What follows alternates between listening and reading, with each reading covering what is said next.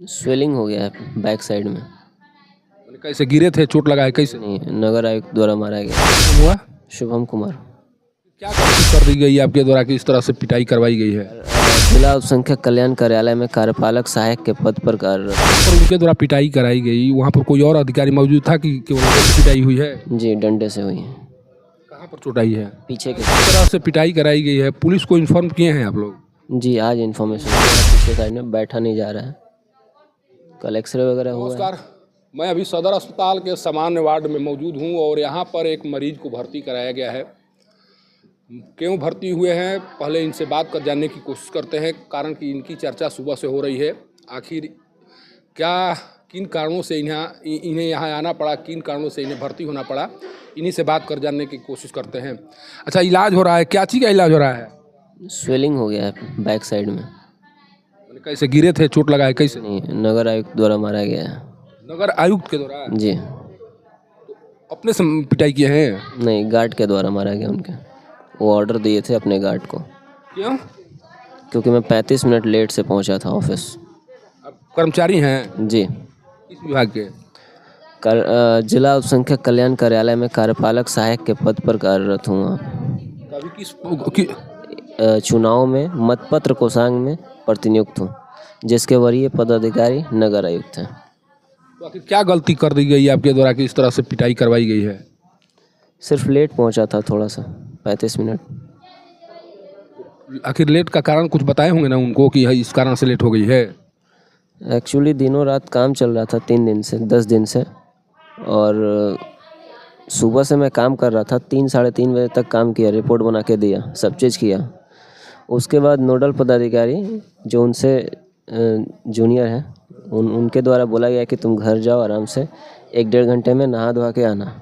उसके बाद मैं गया घर पे तो नींद आ गई मुझे, और नींद के क्रम में वहाँ से फ़ोन आने लगा 6:35 पे। तो मैं पिक नहीं कर पाया लगभग 35 मिनट। 35 मिनट में पिक के बाद फ़ोन पिक किया तो पता चला कि वहाँ इमरजेंसी रिपोर्ट बनाना है, जल्दी पहुँचना है। तो भागे भागे जैसे ही गया, वैसे ही वरीय कोषागार पदाधिकारी के चैम्बर में नगर आयुक्त साहब बैठे हुए थे, वहीं पर यह घटना हुई। कब लगातार ड्यूटी कर रहे हैं आप लोग, दिन रात लगातार? हाँ, 10 दिनों से तो लगातार ड्यूटी कर रहे हैं। कभी 12 बजे रात को जाते हैं घर, कभी 2 बजे रात को जाते हैं, कभी 10 बजे रात को जाते हैं। अच्छा, जहाँ पर उनके द्वारा पिटाई कराई गई वहाँ पर कोई और अधिकारी मौजूद था कि केवल वही थे? नहीं, सारे अधिकारी मौजूद थे। लगभग जिला पंचायती राज पदाधिकारी थे, महाप्रबंधक जिला उद्योग केंद्र थे। सभी लोग थे वहाँ? जी। किसी ने बचाने का प्रयास नहीं किया? किसी ने कुछ नहीं बोला।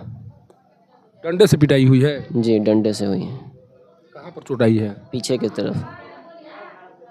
पीछे की तरफ चोट आई है। जी। अच्छा, इस तरह से पिटाई कराई गई है, पुलिस को इन्फॉर्म किए हैं आप लोग? जी, आज इन्फॉर्मेशन दी है पुलिस को। सूचना दे दिए हैं? जी, सूचना दे दी है। अधिकारी जो यहाँ के जिला निर्वाचन पदाधिकारी सह जिलाधिकारी हैं उनको भी सूचना दिए हैं आप लोग? ये सबको सूचना चली गई आज। दे दिए है। जी। चिकित्सक क्या बता रहे हैं, स्थिति क्या है? स्थिति सामान्य है, सिर्फ स्वेलिंग हो गया है पीछे साइड में, बैठा नहीं जा रहा है। कल एक्सरे वगैरह हुआ है। कहीं फ्रैक्चर का भी? फ्रैक्चर कुछ नहीं है। क्या नाम हुआ? शुभम कुमार। देखिए, इनके द्वारा जो कुछ बताई गई उन बातों को आपने सुना ही होगा। किस तरह से अभी चुनाव में जो भी कर्मी हैं उनसे ड्यूटी ली जा रही है, वो भी एक मानव है, और ड्यूटी लेने के क्रम में जिस तरह से हैवानियत किया जा रहा है इन लोगों के साथ, उसे कहीं न कहीं समझने की ज़रूरत है। कोई भी व्यक्ति लगातार काम करेगा, उसे आराम की ज़रूरत पड़ेगी ही। अगर उसे नींद आती है तो उस स्थिति में वो विश्राम करेगा ही। इसके बाद में भी अगर नगर आयुक्त के द्वारा जिस तरह से सरेआम आरोप लगाया जा रहा है इस कर्मी के द्वारा, उसके बाद अब ये क्यों ना माना जाए कि नगर आयुक्त जो IAS अधिकारी हैं उनके द्वारा जब इस तरह से कार्य करवाए जा रहे हैं, अपने जो बॉडीगार्ड है उनसे डंडे से पिटवाया जा रहा है, तो इस नगर आयुक्त को क्या कहें? आखिर इन्हें इस तरह का अधिकार किसने दे रखा है? क्या इन्हें किसी पर डंडा चलवाने का अधिकार है? क्या अगर कोई लेट आता है तो उसके ऊपर कोई अन्य कार्रवाई हो सकती थी, उसका जो हाजिरी है वो काटी जा सकती थी, लेकिन ये सब काम करने के बजाय उन्हें इनको डंडे से पीटा जाता है, इन्हें मारा जाता है, तो इसे दिवालियेपन का शिकार न कहा जाए तो और क्या कहा जाए। लगातार जिस तरह से अभी नगर आयुक्त के विरुद्ध थानों में प्राथमिकी दर्ज हो रही है, जिस तरह से उनको लेकर लगातार शिकायतें आ रही हैं, इतना सब कुछ होने के बाद नगर आयुक्त के ऊपर कार्रवाई क्यों नहीं हो रही है। पहले भी उनके ऊपर ST/SC एक्ट के तहत मामले दर्ज हो चुके हैं। आज एक नया विवाद सामने आ गया है, जिस विवाद में सरेआम पिटाई करने का मामला सामने आया है और इस तरह का कार्य नगर आयुक्त के द्वारा करके यह दिखाने की कोशिश की जा रही है कि हम वही करेंगे जो मेरे मन में आएगा। वैसे भी वो कहते नज़र आते हैं कि मैं जो करता हूँ वो सही करता हूँ, जिसको जहाँ जाना है वो जा सकता है।